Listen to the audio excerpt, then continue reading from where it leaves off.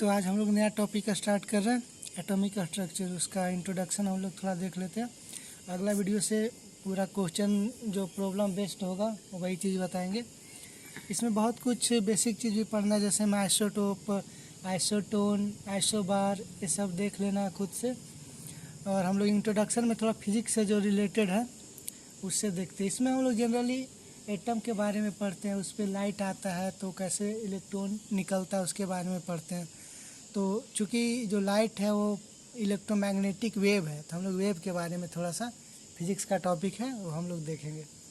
12th में इसको modern physics के नाम से पूरा एटॉमिक स्ट्रक्चर ही पढ़ना है, और उसका भी एक पार्ट यहाँ भी पढ़ना है। तो हम लोग पहले वेव देखते हैं। एक कोई वेव है, ये बहुत बेसिक चीज़ है, 9th-10th में पढ़ाया गया होगा। इसको हम लोग ट्रफ बोलते हैं, इसको क्रेस्ट बोलते हैं। यहाँ से यहाँ तक के बीच के डिस्टेंस को हम लोग वेवलेंथ बोलते हैं, वेवलेंथ। ये क्या हुआ, ये सी है, ये डी है, तो सी डी क्या हो गया, सी डी वेवलेंथ। वेवलेंथ इसको हम लोग डिनोट करते किससे, बेसिक टर्म सबको याद रखना, लैम्डा। लैम्डा ग्रीक लेटर है लैम्डा, ठीक है। और एक होता है फ्रीक्वेंसी, जिसको न्यू से डिनोट करते हैं, थोड़ा वी को ऐसे कर्व करके न्यू से डिनोट करते हैं फ्रीक्वेंसी को, जिसको फ्रीक्वेंसी बोलते हैं। बहुत शॉर्ट में हम जा रहे हैं।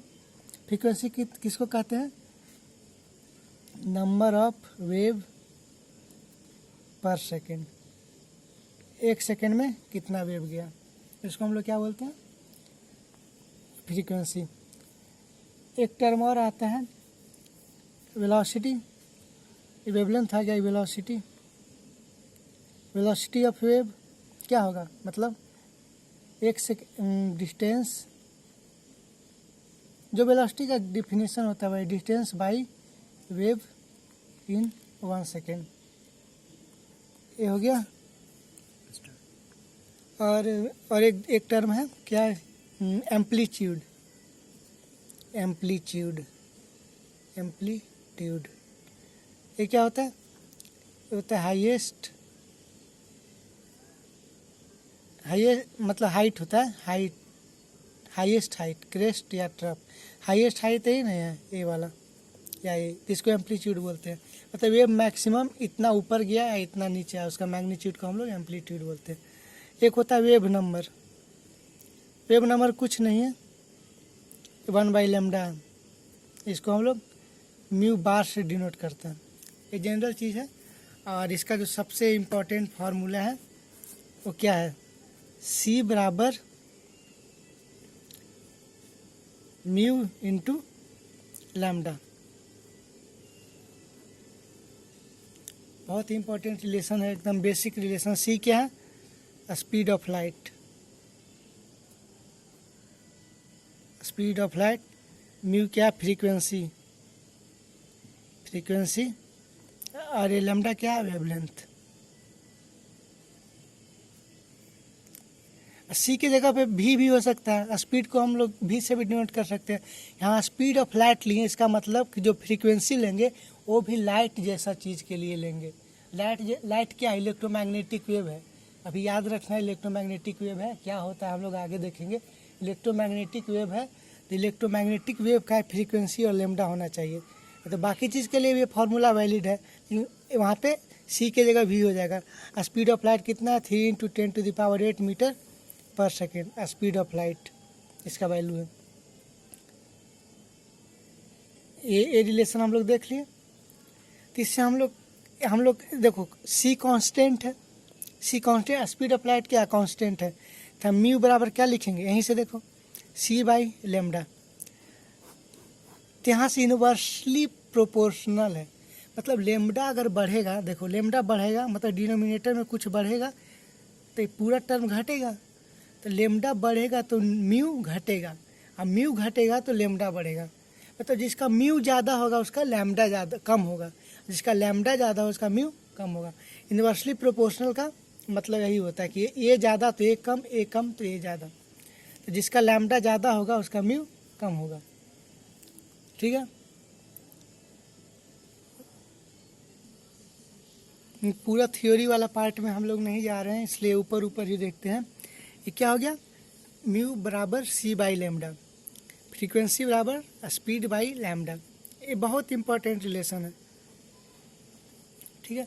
तब हम लोग क्वांटम थ्योरी ऑफ लाइट देखेंगे, quantum theory of light, quantum theory of light. इसमें जो कहा गया है कि जो लाइट है क्वांटा है, मतलब एक छोटा वेरी स्मॉल पार्टिकल है, वो एब्जॉर्ब होता है किसी पे तो एनर्जी मिलता है। तो एनर्जी का फॉर्मूला क्या होता है, ई बराबर एच इंटू म्यू। तो एनर्जी जो होता है वो फ्रीक्वेंसी पे डिपेंड करता है, ठीक है। एच क्या है यहाँ पे, प्लैंक्स कांस्टेंट, एच बराबर प्लैंक्स कांस्टेंट, उसका वैल्यू पता होगा 6.625 इंटू 10⁻⁻⁻34 जूल सेकेंड। ये है इसका प्लैंक कांस्टेंट का वैल्यू। तो मतलब किसी का फ्रीक्वेंसी दिया रहेगा तो हम यहाँ पे पुट करके निकाल लेंगे एनर्जी। जैसे में कोई लाइट आया, ठीक है, उसका फ्रीक्वेंसी है मानो फ्रीक्वेंसी है 10, ठीक है। तो पूछेगा कि एनर्जी कितना होगा। कोई लाइट जिसका फ्रीक्वेंसी 10 है वो मेरे पे आया, ठीक है, तो उसका फ्रीक्वेंसी कितना होगा, उसका फ्रीक्वेंसी कितना होगा एच इंटू 10, वही उसका एनर्जी हो जाएगा।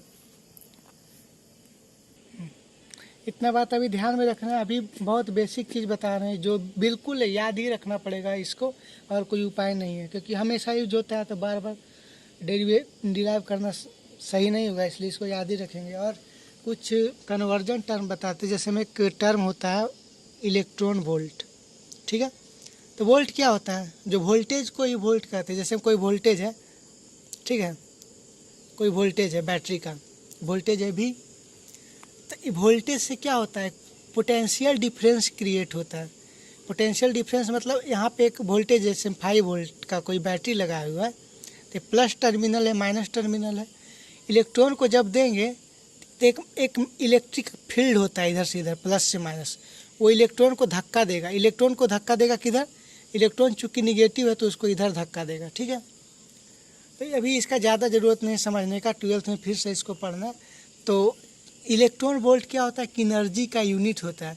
जैसे में 1 इलेक्ट्रॉन वोल्ट बराबर क्या होगा कि एक इलेक्ट्रॉन को अगर 1 वोल्ट देंगे, एक इलेक्ट्रॉन को अगर 1 वोल्ट हम देंगे, 1 वोल्ट के पोटेंशियल डिफरेंस में दौड़ाएंगे तो उसके पास कितना एनर्जी आएगा, 1.6 इंटू 10⁻⁻19 जूल एनर्जी उसके पास आएगा, ठीक है। तो कभी कभी हमारा आंसर आएगा इलेक्ट्रॉन वोल्ट में, आगे हम लोग देखेंगे कि इलेक्ट्रॉन वोल्ट में आंसर आएगा, तो जूल में ऑप्शन रहेगा तो हम जूल में बदल देंगे कि 1 इलेक्ट्रॉन वोल्ट बराबर इतना जूल।